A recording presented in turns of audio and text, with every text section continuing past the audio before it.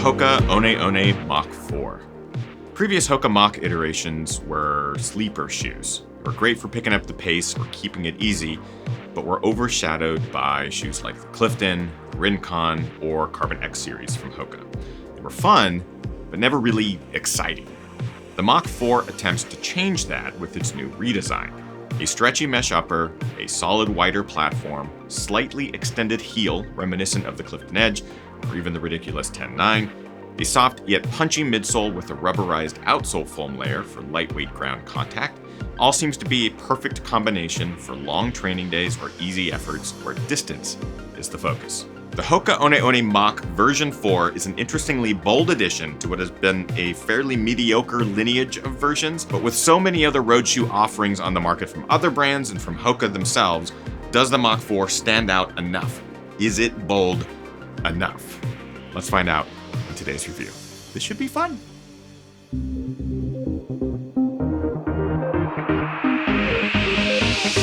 Ginger Runner. What is up, everybody? Ethan Newberry, the Ginger Runner, here for another Ginger Runner review. We are so excited to be back up and running. Obviously, some changes going on here behind me as well as in the review itself. We're excited because we're at 10 years of Ginger Runner. That's right, we just celebrated our 10-year anniversary. If you have not seen the 10-year anniversary video, please check it out. Give some really great context and history to what has gone on here for the last 10 years, in case you are new. We are ramping up the review schedule. We have so many pieces of gear to review. We have obviously taken our normal holiday break that we do every single year and sort of ramped it up. So expect a deluge, an onslaught of new reviews and fun content on this channel. Today is no exception. We're talking about the Hoka One One Mach 4. A quick reminder before we dive directly into the review is that all products on this channel are provided either by Running Warehouse or the brands themselves. I am under no obligation to say anything about any of the products. I receive zero financial compensation for saying anything or doing anything. I get to say whatever I want. I get to edit it however I want, and I don't have to show anybody except for you. And maybe my wife, and even she turns it off halfway through. So let's just start talking about the Mach 4. As always, I cover things that I like, things that I dislike, and I distill that down to an overall conclusion. Let's start with things that I like, shall we? Cushion. I really enjoy what's underfoot in the Mach 4. I feel like it's both soft and comfortable, great for long distance runs, but it also has a bit of snappiness to it, just enough to separate it from a shoe like the Rincon or even the Clifton. The Mach 4 is soft while not being too soft that you lose all sorts of ability to pick up the pace and speed. As far as how this shoe feels underfoot with its cushioning, just imagine a bit stiffer Rincon or a bit softer Clifton. It has the flexibility, it has the simplicity of platform.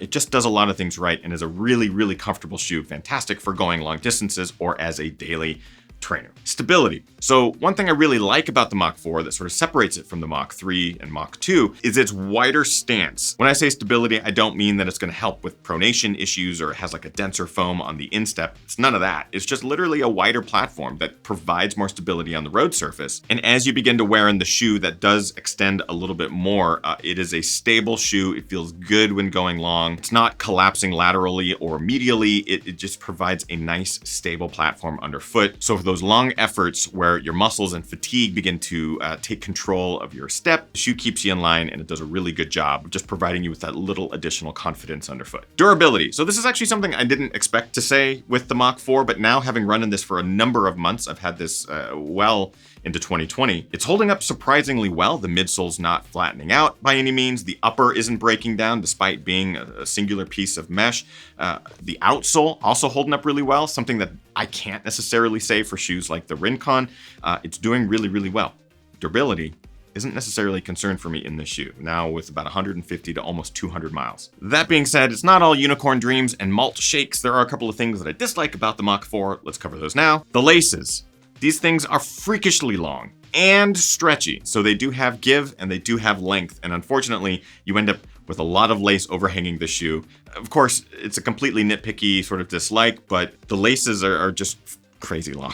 I mean, the laces at this point are a damn choking hazard. That's an easy fix on Hoka's end, and I anticipate that'll happen between versions. Now, my biggest dislike is less shoe specific and more an overall branding decision. This is just a question I have, and that's in regards to confusion. So with the Mach 4, what I'm seeing here is a daily trainer that is really good at a lot of things. It's great for long distance. It's great for short distance. It's pretty good for when you want to pick up the pace. But amongst Hoka One One's road line, you have so many other choices to choose from, and I think that can get confusing. You've got shoes like the Carbon X2, the Carbon Rocket, the Clifton Edge, the Bondi, the Rincon, the Arahi. You have all of these road offerings that have just very slight variances.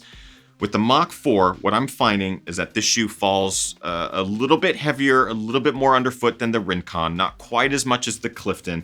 Similar to if the Clifton Edge and the Rincon had a baby, there's just so many different ways to sort of describe it. So if I'm going to a running shoe store, or if I'm looking for a new pair of road running shoes, I see this whole lineage of road offerings. I might get confused and not necessarily know where to put my feet. So while I hope this review sort of helps distill down your ideas of what the Mach 4 is for or who it could be good for, I think anyone who just comes to the platform, to the shoe, to the brand might get confused. So that confusion is just going to trickle down across all the shoes, not just the Mach 4. So I consider that a dislike, which is actually it for dislikes. There's not a lot that I dislike about this shoe. That's how kind of into it I am. So in conclusion, the Hoka One One Mach 4 is one of my new favorite daily trainers. So if you're just looking to log long miles, if you're getting some big mileage goals in your weekly training, the Mach 4 is going to do a great job of getting you the distance without interfering with like a specificity of running shoe. It's beefier than the Rincon 2, so not quite as light or as flexible or as fast, but also not designed for those faster days where the Carbon X2 or a plated shoe might come in handy. Just overall soft, cushioned ride, good for long miles. Let's get a bit more specific talking about build quality. The shoe has surprised me with its ability to actually last longer miles. It is not breaking down. The outsole is not wearing completely. There's still a lot of mileage left in the shoe, and that's a good thing. Comfort, it is quite comfortable. As I mentioned, the midsole super soft. It has a little bit of resiliency to it too, so you're gonna get some of that responsiveness. It's not gonna be anywhere close to the Clifton or the Carbon versions. Fit, for me, true to size, I wear size 11, and so far it's doing quite well there. I know that the upper is a bit more accommodating, so if you do have wider feet, it could potentially work for you. Price, at $140, it's more expensive than the Clifton and the Rincon, but not quite as expensive as the Clifton Edge or the Carbon X2. So I would like to see this cheaper than the Clifton, just based off of, stack height, usability, all that sort of thing. But at $140, I think it's a running shoe that will get you plenty of miles. It'll be a good bang for your buck. And finally, looks, it's not bad, totally growing on me. You got your bright, bold colors, a bit more neutral up top. I didn't know what to think when I pulled it out of the box, but I'm finding myself liking it more and more. It is getting quite dirty. I'm very aware of that. It also smells pretty bad.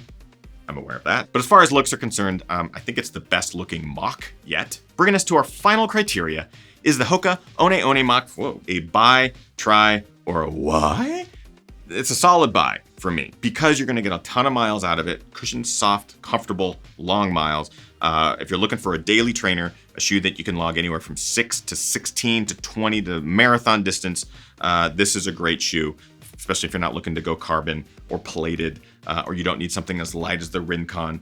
This is a great sort of all-around durable, neutral daily trainer.